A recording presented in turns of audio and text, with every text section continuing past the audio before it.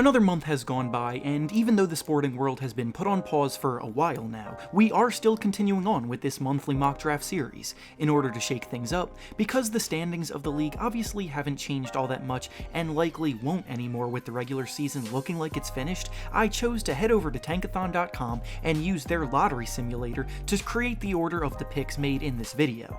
It's a completely random generator that uses the probability every team has in the real lottery, and on the first and only sim I did, this order appearing on your screen is what we will be using today. Some teams scored big by shooting up the draft, and others got the short end of the stick, but that's just the way things are. Before we start now, make sure to like the video and subscribe to the channel, as all support is very much appreciated. Now with that being said, let's begin. Starting things off with the team that won the lottery and got the first pick in the simulation, the New York Knicks select LaMelo Ball from the NBL. The Knicks are going to be looking to hit a home run in the draft to bring some more excitement back to the Big Apple, and their solution might just be the most polarizing prospect in the class. LaMelo has been in the national spotlight since the age of 14 because of who his family is, his flashy playstyle, and just for being a damn good player. That last point tends to get glossed over a ton when people discuss him overall, but the truth is, he has the ability to do things on a basketball court effortlessly that others simply can't. He sees the floor exceptionally well and can pick out an open man and create easy points for those around him. Plus, his elite ability to change speeds and break down his defender make him a threat to both drive to the basket or shoot off the dribble. In New York, I really like the pairing of him and RJ Barrett because Barrett's someone who is also comfortable handling the ball and creating plays, and the two of them could work off of each other terrifically. That duo with Mitchell Robinson protecting the paint in the middle would be something to build around for years to come, and if it happens, Knicks fans might finally have something to be excited about again. Next up with the second pick in the draft, the Chicago Bulls select Anthony Edwards from Georgia. Edwards looks the part, he plays the part, and he just seems to check every box future stars in the league have. He's a strong 6'5" guard that has explosive athleticism, a deep bag of moves to create shots off the dribble, and is very strong scoring the ball on difficult shots, which is always an important factor that players at the next level need to have. What was most impressive about his season in college was his ability to score so frequently despite not having the best supporting cast, so opposing teams knew to focus in on him, and he still succeeded. His subpar shooting percentage from 3 is something I'm not too worried about because of the amount of his attempts that were tough and contested due to the vast role he had on the team. He'll benefit greatly from being around other capable scorers and just players in general in the NBA, and the Bulls would be more than happy to add him to their already promising group of young players. Next up with the third pick in the draft, the Minnesota Timberwolves select Obi Toppin from Dayton. Toppin is a player that, as time has progressed, I've become more and more of a fan of as an NBA prospect. The College Player of the Year broke out in a massive way this year and demonstrated tremendously high-level versatility across the board. He's a ridiculous athlete that will be making a ton of highlight plays throughout his career at the rim, but even when he's not throwing down dunks, he's incredibly skilled both inside and out. He has good touch around the rim, scores the ball very efficiently, shoots above average from 3, and creates a ton of mismatches because of this. On top of all of this, the reason why I like the fit here so much is that with Cat being a center that excels as much as he does around the perimeter, Toppin's phenomenal post game can flourish even more in their system, and then when Cat is on the inside on offense, Toppin can space the floor from the perimeter. Next up with the fourth pick in the draft, the Detroit Pistons select Killian Hayes from France. Hayes is a player that has started to shoot up some draft boards in recent weeks, and as scouts and analysts have gotten more time to watch him play, it's definitely for good reason. Hayes is, in my opinion, the best international prospect in the class, and his feel for running an offense at such a young age is very promising for a point guard. Not only that, but he has some moves in his arsenal, such as his step-back jumper, that are incredibly advanced for an 18-year-old, and the combination of playmaking and scoring are exactly what teams want from their lead guards in today's league. On top of that, he's an exceptional perimeter defender that possesses the versatility to switch out onto several different positions and hold his own there. With all of this being said though, he's probably not ready to come right into a team and lead them, but learning behind a guy like Derrick Rose would be a great start in the league, and when Rose's contract expires in a year, or if he gets traded, Hayes can take over the rebuilding Pistons team. Next up, with the 5th pick in the draft, the Golden State Warriors select James Wiseman, formerly of Memphis. This is an interesting situation because with the Warriors having the best odds to land the number 1 pick in the lottery, there have been rumors swirling that they're not as high on Wiseman being the number 1 pick as others are. With that being said, however, if they were to fall all the way down to the 5th pick like what happened in this simulation, and Wiseman was still available for them, I really don't think they would pass on him. Wiseman was the top high school prospect, and he started his college career very well at Memphis, but then issues regarding getting suspended and him dropping out, so there really isn't much footage to watch of Wiseman against high-level competition.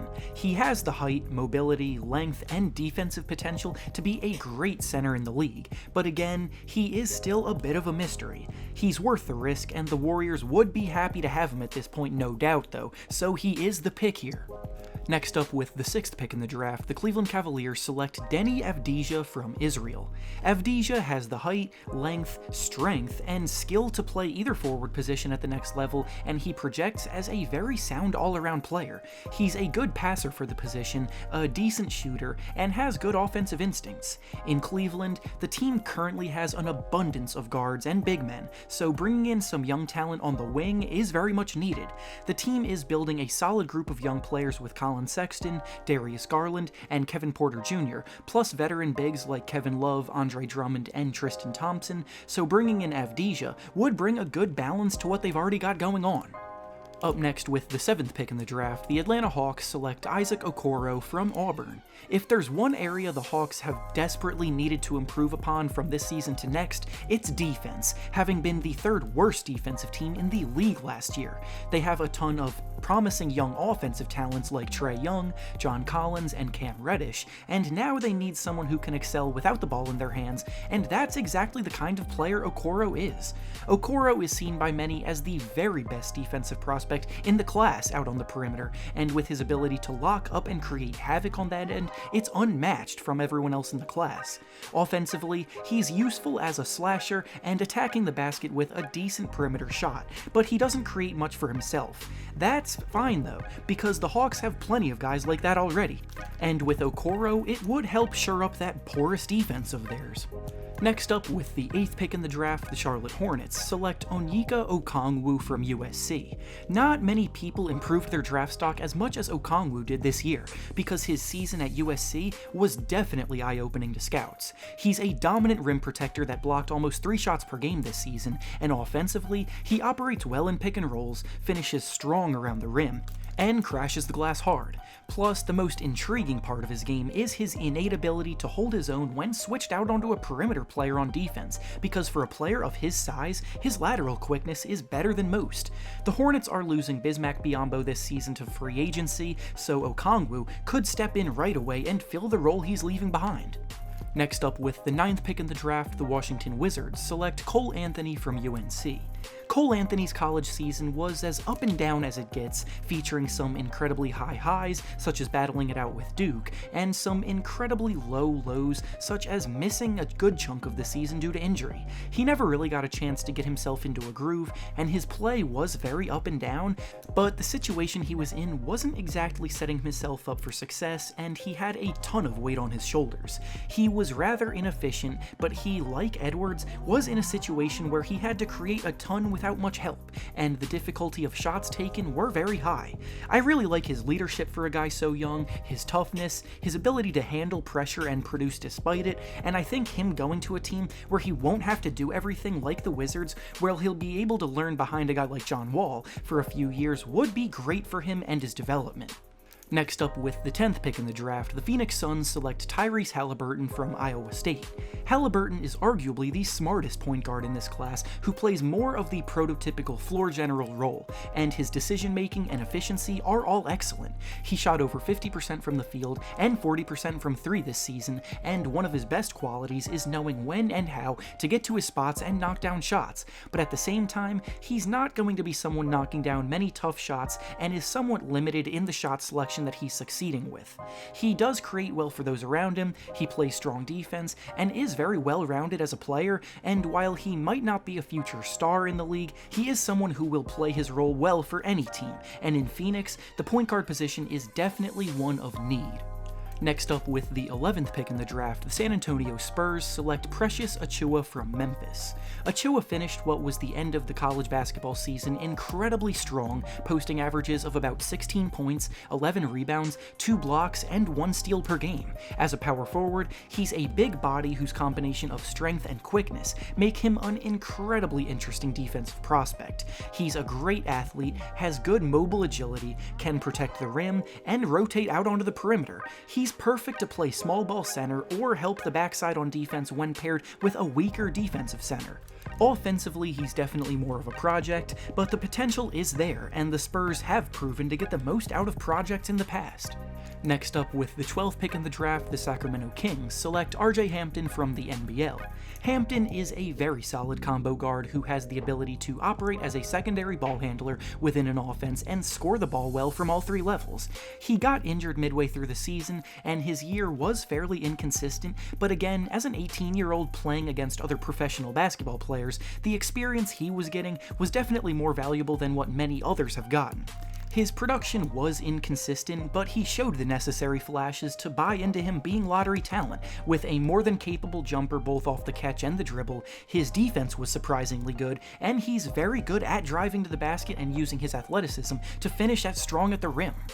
Up next, with the 13th pick in the draft, the New Orleans Pelicans select Tyrese Maxey from Kentucky. Maxey slightly disappointed at Kentucky this year, but despite his offensive struggles, he will likely still be a lottery pick because of the likelihood that his shooting woes were a fluke. He's a naturally strong shooter who is confident in pulling up from any range and any spot, and his 29% shooting from deep seems very misleading. Plus, despite being slightly undersized for a shooting guard, he is still an exceptional perimeter defender who always works hard, disrupts plays, and stays in front of his man. He has a very strong handle which he uses to break down defenders and get to his spots well, and his in-between game has made up for his shooting woes this year with his soft touch and ability to finish in the paint. And finally, the 14th and final pick of the lottery belongs to the Portland Trail Blazers, and with it, they select Devin Vassell from Florida State. Along with the Hawks, the Blazers also desperately need to improve on their defense, also being bottom 5 in the league in that regard. With Jusuf Nurkic returning from injury next year, he will definitely help with this, but improvement still needs to be made on the wing. Enter Vassell, one of, if not the best 3-and-D prospects in the class. He shot about 42% from 3 and is a phenomenal spot-up shooter, and then on defense, he has top-tier lateral quickness and ability to keep his man in front and make things difficult for them, all while averaging about a steal and a half and a block per game. The Blazers have a backcourt to compete with Lillard and McCollum, who both occupy the ball a ton, so someone who can space the floor for them on offense and play strong defense on the other end would fit right in alongside them. And with that being said, that's all I have for you today. Make sure to like the video, subscribe to the channel, and comment down below who you want your favorite team to draft this year. Thanks for watching, and I'll see you all next time.